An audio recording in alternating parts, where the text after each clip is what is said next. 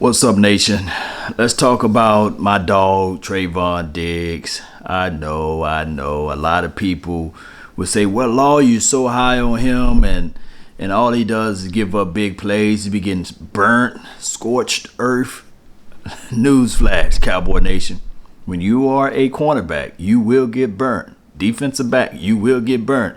Anybody who plays in the secondary, you will get burnt. But what I pick up from what I can see from the kid, he got a short-term memory. That's a great trait to have. And on top of that, he's confident. And now that he got actual INTs that will go into the history books, he's confident. And sometimes it takes wide receivers get to their level, right? So now we got to look at it from a defensive back. It takes time for them to get to their particular level as well. Think about this. When you think about the way this kid plays, he's aggressive. Although he don't get really physical at the LOS or at the point of contact, but he's still aggressive. He runs, he trails, he does that pretty well. And his recovery speed is not the greatest of the world, but he uses his length to get to the ball or to make up that particular situation because he knows where the wide receivers like to run their routes because he used to play wide receiver. And he's still raw. And I can only imagine what he would look like if he had a better safety over the top or a better safety with a hawk eye of the ball or being able to have a little bit more of a range, dare I say. I like what he brings to the table, Cowboy Nation. Now, this is not me pumping him up. There will be some multiple plays down the line that he may give up. There will be a situation in the pinch where you're going to look at it and say, man, I can't stand this guy. But what you want to look at from this particular perspective is that he's going to grow and elevate. Think about this too.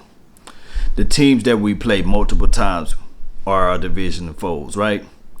So when he get a second chance to look at, I guess you could say Carson, or when he get a second and third chance to look at a Washington football team quarterback and the Giants quarterback, he'll pick up those tendencies. He will identify what he see on tape, and he'll use that as weaponry. I can pull up clips where Deion Sanders got used and abused, right? We can pull up film where Rod Woodson got used and abused. That is the name of the game. You will get burnt, but you got to have the short-term memory. And you got to look at it and say to yourself, I cannot use this as me getting used and abused as an excuse. You just got to look at it and say, well, if I can just continue to pick up tendencies, the traits of a particular wide receiver, what the quarterback like to do, what the quarterback is prone to do, and then inch by inch, daily by daily, and you keep a record book and you keep all of your notes together, you would then have a weaponry in your mind on how to take away what the wide receivers like to do best and what quarterbacks like to throw best. And then the chirping is going to increase, the talking, the noise talking, because that's part of the game, Cowboy Nation, believe it or not. Getting into the head of the actual receiver, letting them know, this is going to be a dog fight. Not for no 30 minutes, not for no 45 minutes, but for the full game. And if it's overtime, you mind. And always the person that's the most fittest, basically, who got the most strength as it relates to their endurance, 9 times out of 10, they win because route running becomes sloppier and sloppier as the time progresses. And if you're not in tip-top shape, then those warts will start showing up. So that's what I like about Diggs. I think he's in shape. I think that he knows what the wide receivers are trying to do as it relates to concept. Now, he's still raw. So we can't give this guy or give this guy a parade or anoint him like my dog Bill Parcells would say, put the anointing oil away. He still got a long way to go, Cowboy Nation.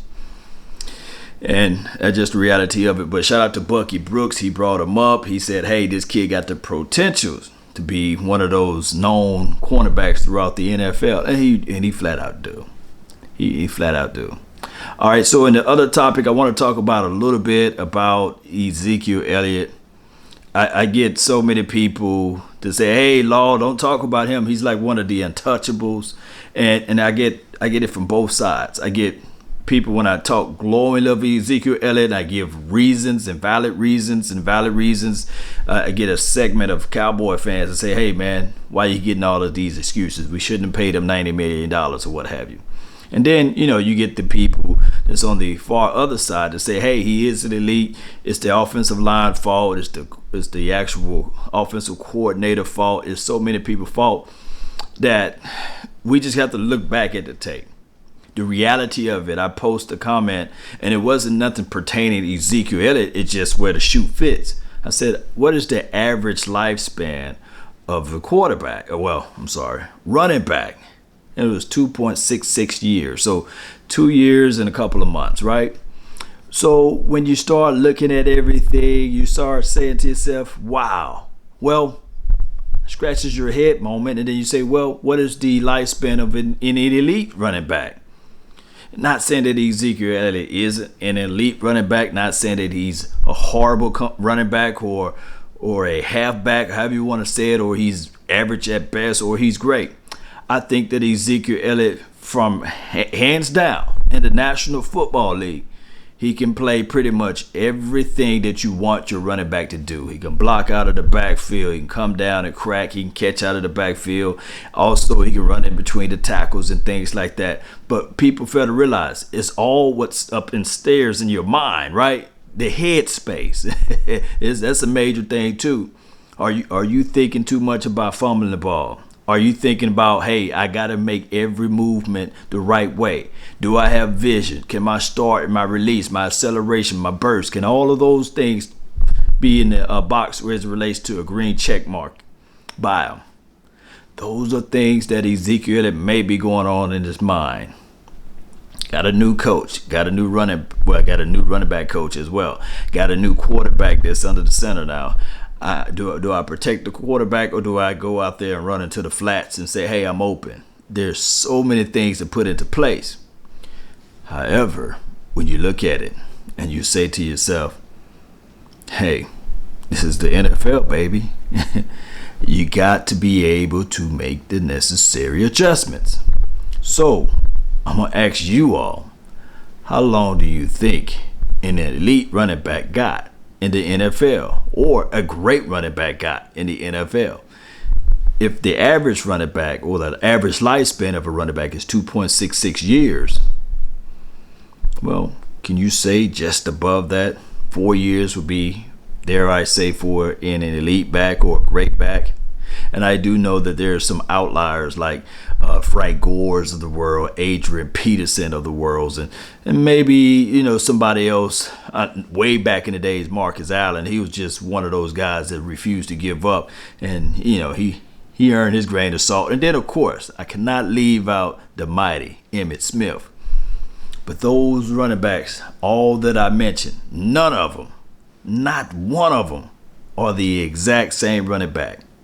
And on top of that, off-season conditionings and things like that goes far and beyond for what we can think of, right? That goes a long way. Do you drink? Do you smoke? Do you work out? Do you eat right? Are you a vegan? Are you not a vegan now? It's so many things that we have to contextualize it that will propel a particular running back. I think Jerome Bettis, he lasts for a long time too, for a big boy. Are you a bruiser? Do you know how to get out of bounds? So many things. But in that elite class, there's only a small room for those guys. It's not welcome to everyone. And health is the main determining factor, and what you put into your body is another main determining factor. And newsflash, Ezekiel Elliott is not going out here eating the right types of foods, dare I say. I know he got a world-renowned chef and things like that, but he do like to partake in other things. And there's not no slander at him. There's not me throwing him under the bus. He could do whatever he want during the off season, right? This is his body. That's what he want to do.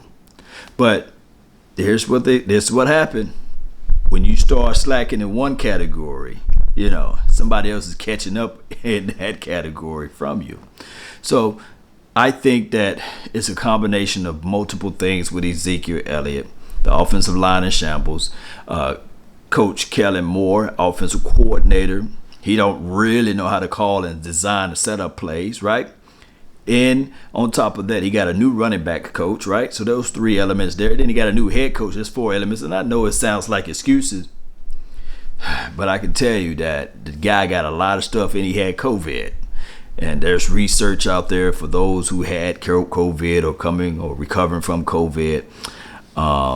They go through those warts. They go through fatigue, and it seems as if though they run in a fog or they got other issues going on. And it could be that Ezekiel Elliott got a lot of pride. It's hard for that brother to say, hey, I'm tired, boss, or hey, I'm just fatigued right now, and I'm scared that I might get Wally pipped. I'm scared that I might allow Tony Pollard to come in, and then he'll be the flavor of the month. And running backs, just like wide receivers, they want the ball. They do. They may not be as diva-ish, but they are divas too. But there's so many moving parts. And I know since I mentioned Tony Pollard, I'm not saying that Ezekiel Elliott and Tony Pollard should be at beef with each other. But if Ezekiel Elliott was smart, he would say, hey, let's split this thing. I already got my bag. I got my money. $90 million guaranteed, I believe. Let's split these carries. Newsflash, last year, Ezekiel Elliott had more snaps than in any of time of his career last year. So the brother is used up a lot. Now, the injury situation with the nagging injuries with the hammy, I know one thing. I did a lot of running in my life, especially as it relates to track and beyond, right? Hamstrings takes a minute to heal up. So by him being on a report this week and expected to play against the Steelers, a lot of moving parts with that. I don't know what to say. But if Tony Pollard is healthier, and if Rico, whoever the other guy named, if they are healthier, they better be able to be active this weekend. Now, we playing against a Steelers team that will not fold up like a wallet. Their coach and staff believes, and even when they was winning 7-0, I think I saw on the sideline TJ Watt, he going back and forth with the defensive coordinator or defensive personnel guy, whoever it be, and they were going back and forth chirping. I remember last year they was faced with the same bevy of situations as it relates to injuries and things like that. And they continued to claw. Their quarterback was down. They had an offensive lineman to go down. They had such and such to go down. And they still clawed in, and they continued to fight. The last time the Steelers had a losing season was in 2003. And I can't stand those Steelers. But they figure out things. They figure out ways to improve themselves. So we're facing against that team. And right now we look like we're in shambles. We don't know who the quarterback will be. We don't know whether or not it's going to be Gilbert, whether or not it's going to be a Cooper Rush, Danucci. They might as well have all 3 of those guys active, because anything can go down, right, against those Steelers. It's a lot of stuff, Cowboy Nation. Well, I just want to be able to just talk to you guys about Diggs, about Ezekiel Elliott, and about this team, and collectively speaking. Let me know your thoughts. Let me know how you guys feel of this team and which direction we should go in the draft and things like that, because I know a lot of people look at it like, hey, Law, regardless of the situation, whether or not you're right or wrong, this season is over with for the Cowboys, right? But let's see how we can fight towards the latter part of the season. Let me know how you guys feel about everything. That's been my time. I really thank you all for yours. And remember, you're listening to nothing but the best. Let's go, Cowboy Nation. Let's go.